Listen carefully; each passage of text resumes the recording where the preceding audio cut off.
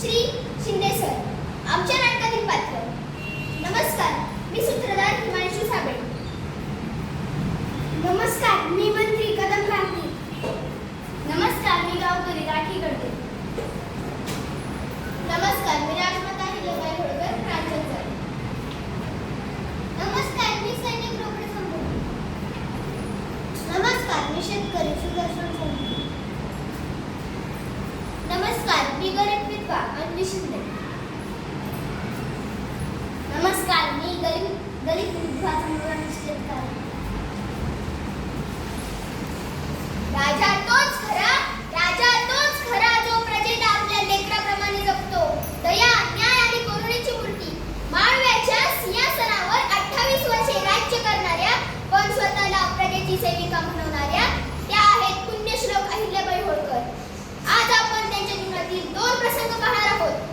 1, जिथे एका विधवेला मातेचा आधार मिळाला. 2, जिथे एका शेतकऱ्याला न्याय मिळाला. चला तर मग घेऊन जाऊ तुम्हाला न्यायप्रिय लोकमाता अहिल्याबाई होळकर यांच्या 18व्या शतकातील महेश्वरच्या दरबारात.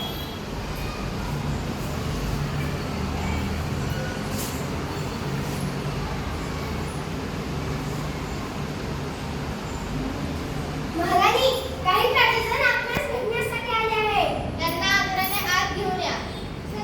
महाराणीचा आदेश आहे. नमस्कार महाराणी. बोला, आपली काय समस्या? महाराणी, माझा नवरा गेला. घर नाही, अन्न नाही. पोटाची हाक सहन होते, पण पोराची डोळ्यातली भूक बघत नाही.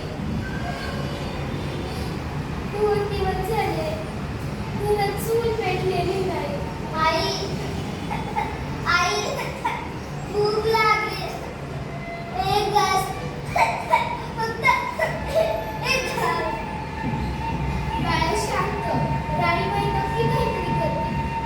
महाराणी, आम्हाला मरण येऊ द्या, पण या लेकराला जगवा. सिंहासनाची शोभा मुकुटात नाही बाळा, प्रत्येक चेहऱ्यावरील समाधानात आहे. आजपासून महेश्वरची प्रत्येक भाकरी ही माझी जबाबदारी.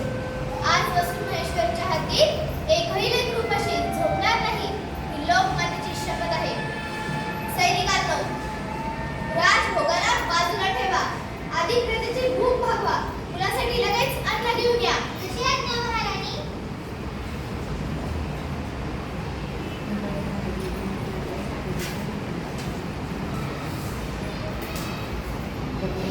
महाराणी, आज 3 दिवसांनी माझ्या पोराच्या तोंडात घास गेला. आपण राणी नाही, साक्षात अन्नपूर्णा आहात. आमच्यासारख्या हजारो विधवांसाठी तुम्हीच माय आणि बाप दोन्ही आहात. तुमच्या उपकाराची परतफेड 7 जन्मात पण होणार नाही. ताई, मुकुट आणि सिंहासन याने कधीच राणी होत नाही. आई आपल्या लेकराला कधीच उपाशी ठेवत नाही. मग मी माझ्या प्रजेला उपाशी कशी ठेवू? जिच्या खुशीत प्रजेची लेकरं सुरक्षित असतात तीच खरी आई असते. मंत्रीजी, येथून पुढे राज्यात अशी एकही व्यक्ती उपाशी राहता कामा नये. राज्यातील प्रत्येक गावात अन्नछत्र सुरू करा. गरिबांसाठी पक्की घरे बांधा. आणि लक्षात ठेवा, माझ्या या आदेशाचे पालन त्वरित झाले पाहिजे. जशी आज्ञा महाराणी. महाराणी, दरवाजात एक शेतकरी तासभरापासून उभा आहे. तो म्हणतो महाराणीलाच भेटायचंय. त्याला आत पाठवू का? हो मंत्रीजी, त्यांना तात्काळ आत घेऊन या. प्रजा दरवाजात थांबली म्हणजे आपल्या कारभारात कुठेतरी चूक आहे. चला. मग ऐका. मी रात्रंदिवस राबलो, खूप कष्ट केले, पण दिसत कंटाळा आला. पीक हातचं गेलं, आता पोटाला घास नाही. दार उभा आहे आणि म्हणते कर द्या. आता मी काय करू, कोणाला सांगू? तुम्हीच आमच्या आई आहात महाराज, आम्हाला वाचवा. शांत हो बाबा, आधी डोळे पुस. जोपर्यंत आई जिवंत आहे तोपर्यंत माझा एकही शेतकरी रस्त्यावर येणार नाही. प्रजेचा एक अश्रू म्हणजे माझ्या मुकुटातील काटा आहे.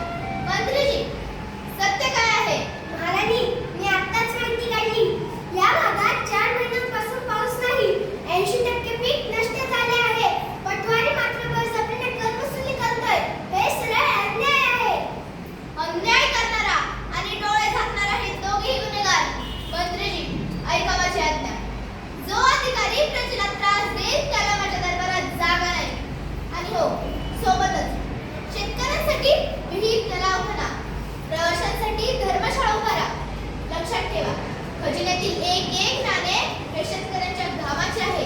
त्यामुळे ते फक्त आपल्याच्या भल्यासाठीच खर्च झाले पाहिजे. अशी आज्ञा महाराज.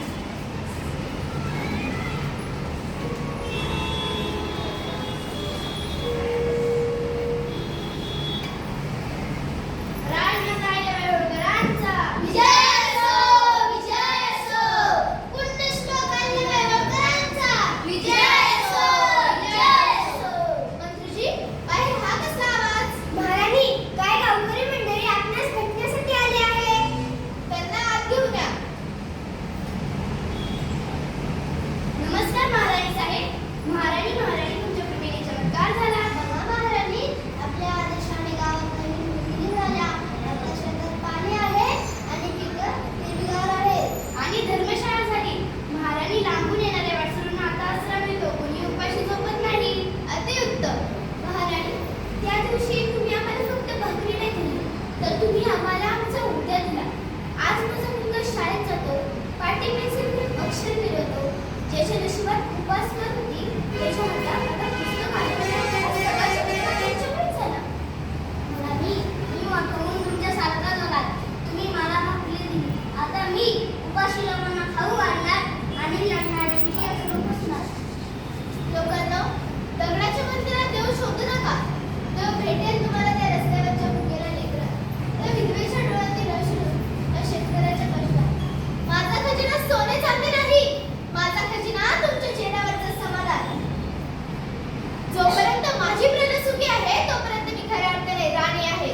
प्रजेचं सुख हाच माझा खरा खजिना. लोकमाता अहिल्याबाई होळकर अमर रहे, अमर रहे. पुण्यश्लोक अहिल्याबाई होळकरांचा विजय असो, विजय असो. मुकुट सोन्याचा होता, पण मन हिऱ्यापेक्षा स्वच्छ होतं. हातात जपमाळ आणि हृदयात प्रजेची काळजी होती. राजाहूनही सेविका बनल्या आणि सेवेतूनच अमर झाल्या. अशी ही लोकमाता आपल्याला सांगते. देवाची खरी पूजा गरिबांच्या अश्रू पुसण्यात आहे. धन्यवाद.